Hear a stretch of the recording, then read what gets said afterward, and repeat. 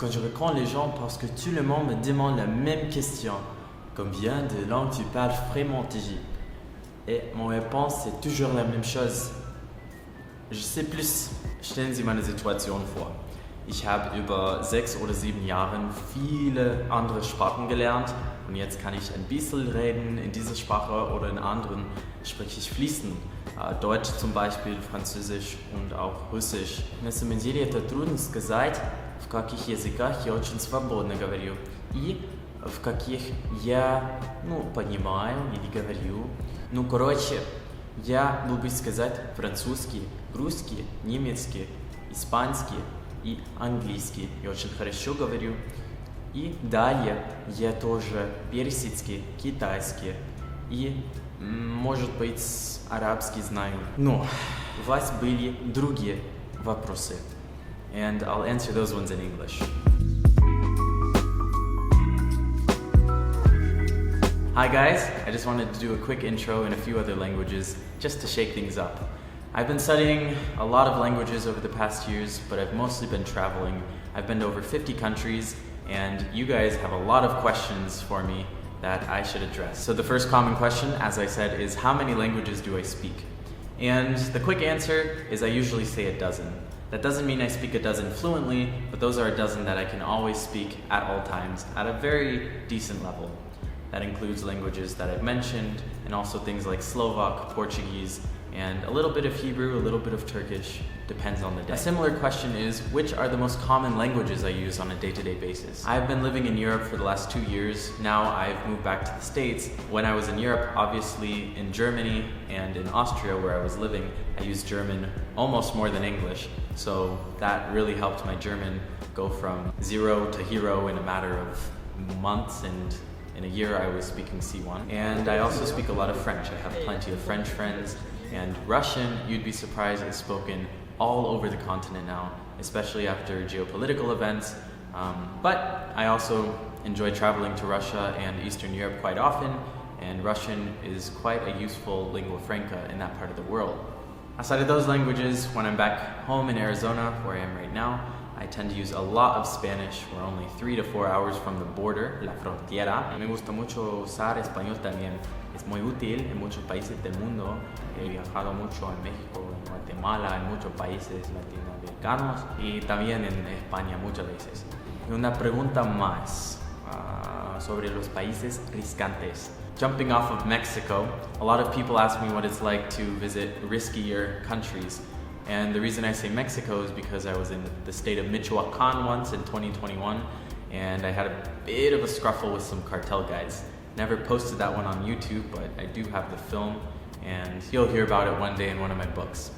But also recently, I was in Russia and Israel, 2 countries which, as you might know, are not the most sexy in the news these days.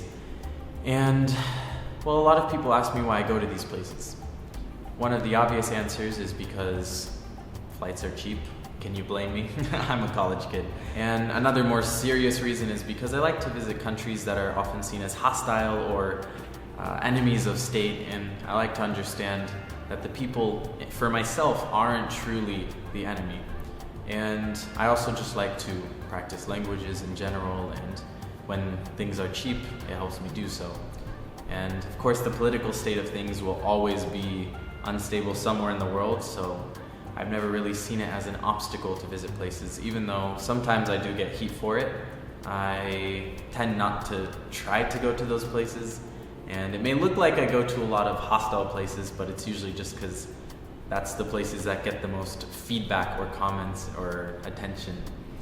But in general, I usually spend most of my time in somewhere as cozy as Denmark in København, or I go down to Italy with my family and friends. So I really like to mix it up, do some traveling here, some adventure here. But in general, I just love to talk to people, and nothing will really get in my way as long as I can stay safe. Although recently, I have really been cutting it close with some certain places. Alrighty, it is day 1 of me learning this beautiful Baltic language, Latvian. Back to languages, a lot of people ask me how I learn languages. And my answer about 5 years ago during the pandemic versus now is a bit different. So back then, I used to do a lot of online lessons, I used to study grammar, and I used to try to watch a lot of movies to absorb as much vocabulary as I could. Nowadays, what I mostly do is speak with people. When I lived in Europe, it was super easy to speak languages on the street or listen to them while in a cafe or read the newspaper or whatever it be. Once you get to a certain level of fluency in a language, it no longer becomes such a necessity to constantly have to learn new vocabulary, but rather to just brush it up here and there, listen to a podcast, listen to a song, or watch the news, and that's enough for me in most languages that I love. Nowadays, that looks like a lot of speaking, a lot of conversation, and a lot of traveling. Now that I've put in all the hard work, the backbreaking labor into studying these languages, I can finally enjoy the fruits of my labor and absorb local culture, stay in the current happenings of a place, or just listen to politicians, for example, in their native language. These are the things that I really studied languages for, in addition to understanding local people. But now I can really get to feel like I belong to the language in these cases where I'm fluent.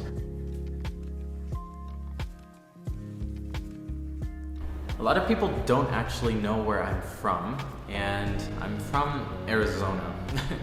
I've been living in Europe for the last 2 years, first Munich, then Vienna for university, and now I'm living back in the United States. I was born and raised all 18 years in Scottsdale, Arizona, or around the valley, but I've also lived in Texas for 2 years growing up and Las Vegas. And I love the United States, but I also equally love Europe, and both of them have elements that I like to call home. I have a lot of friends over in Europe. I love the fact that you can find a different culture and a different language in a matter of an hour, especially if you live somewhere like Vienna, where even from my apartment I could see 4 different countries: Austria, Czech Republic, Slovakia, Hungary. And I loved the ability to practice all of my languages. And in America, obviously I have my family, I have the culture I belong to, and I also have the language that I grew up speaking natively. But I also love the nature here. I love the history. I love the political environment, even though it's a little crazy. I am always fascinated by those sorts of things. So there's a little bit of both that I love, and Arizona will always be home for me. The United States will always be mi país, and Europe will also be a place that I always will call home. A related question, where have I been in the world? Ooh, okay. So the first time I had ever left the United States was China, and that was back in 2017. I'd also been to Canada, but I mean, same continent, same culture for the most part. And after that, I went to Europe. I went to Spain and Portugal and Slovakia. These were all trips with my choir, my boys' choir. We were invited to China by the government, and Slovakia was with a friend, my best friend Thomas, who also came from that choir. And after that, I was hooked. I fell for travel, hook, line, and sink, and ever since then I had been dreaming of going back to Europe and traveling around every different continent. I saved up my money from work and I went to the Caucasus, to Georgia, Armenia, and Azerbaijan. On the way there, I went to Ukraine and back to Spain. I have since visited so many countries in Europe, all of them except for Finland, the Netherlands, surprisingly, and the Balkans. But the reason I haven't been to these countries is because I want to save something for when I'm older. I don't want to have seen everything by 20 years old, which is how old I am now. I want to have something that when I'm a bit older in life, I can be like, hey, let's go to Tirana because I've never been. I've also been to Southern Africa, been to South Africa and Lesotho, loved it there. In North Africa, I've been to Morocco and Egypt. I've also been to Jordan and Israel. I've been to Turkey. I've been to Russia 3 times, mostly on the Volga, as well as Moscow and St. Petersburg. I've been to Murmansk as well in the north, saw the northern lights there. And I actually wrote a book about all of my Russia experiences in the Caucasus, which you can get on Amazon. It's called The Traveler's Curse, and I'm currently writing a second book too. So if you want to be caught up for the second book, I would suggest buying the first one now. I also have been to many places in Europe. I've been to Italy multiple times. I lived in Germany, lived in Vienna, and I've been to Prague an umpteenth amount of times, same with Slovakia. And these are all places that are near and dear to me. And if I had to pick a favorite country, this is the question I get all the time, I would have to probably base it on the adventures or the memories I've had in the country. And if I were to pick a country that I've had the best experiences in, it's usually something like Georgia, Russia, or China. These have been countries that have never failed to impress me as far as the experiences I've had, especially Georgia. That's always going to be my number one. As far as living, the United States and Vienna, Austria have been my two favorites. And I do see myself living in the United States as I grow up, as I have a family. This country is a beautiful one to be raised in, and I have good hopes for this nation.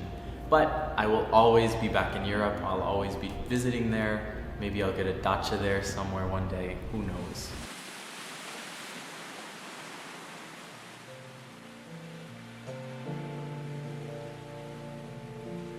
To wrap up this Q&A, I will answer the great mystery question, where to next? And honnêtement, je sais pas. Je sais pas où je vais voyager, où je vais habiter. Je pense que peut-être je vais habiter en DC, à Washington. Ну, я вообще не знаю. Может быть, я буду путешествовать больше в Европе, в Африке, в Азии. Но я не знаю сейчас. Я буду сидеть и планировать мое будущее. Я решил Вашингтон, потому что я думаю, что с языком и со своим опытом я могу много изменить в этом стране.